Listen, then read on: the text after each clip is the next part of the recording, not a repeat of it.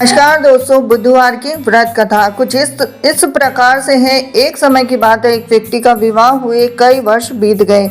विवाह के बाद उसकी पत्नी एक बार अपने मायके गई हुई थी, तो पत्नी के मायके में रहने के कई दिनों बाद उसका पति अपनी पत्नी को विदा करवाने के लिए ससुराल पहुंचा। ससुराल में कुछ दिन तक रहने के बाद वह पत्नी को मायके से विदा करने की बात अपने सास ससुर से कहता है। तो बुधवार का दिन होने के कारण उसके सास ससुर ने कहा कि इस दिन बेटी ससुराल से नहीं जा सकती, इस कारण विदाई नहीं हो सकती। लेकिन वह व्यक्ति नहीं माना, अपनी पत्नी को मायके से विदा कराकर अपने घर की तरफ चल दिया और रास्ते में जाते वक्त पत्नी को बहुत तेज से प्यास लगी। तब पति पानी की तलाश में इधर उधर भटकने लगा। काफी देर के बाद जब वह पानी लेकर वापस लौटा तो उसने देखा कि पत्नी के पास उसी की वेशभूषा में कोई अन्य व्यक्ति पत्नी के संग बैठकर बातें करता हुआ दिखाई दिया। अब दोनों व्यक्ति आपस में लड़ने लगे। पहले व्यक्ति ने गुस्से में अपने दूसरे व्यक्ति से पूछने लगा कि वह कौन है, क्यों उसकी पत्नी के साथ बैठकर बातें कर रहा है। फिर आपस में लड़ने लगे।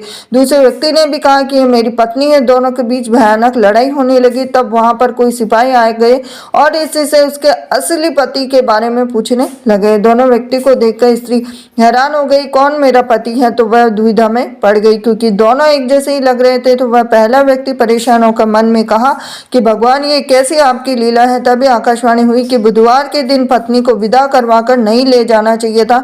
यह सब सुनकर पहला व्यक्ति समझ गया कि यह भगवान बुद्ध की लीला है। फिर वह व्यक्ति बुद्धिदेव से प्रार्थना करने लगा, क्षमा मांगने लगा। फिर फौरन ही बुद्धिदेव अंतर्धान हो गए।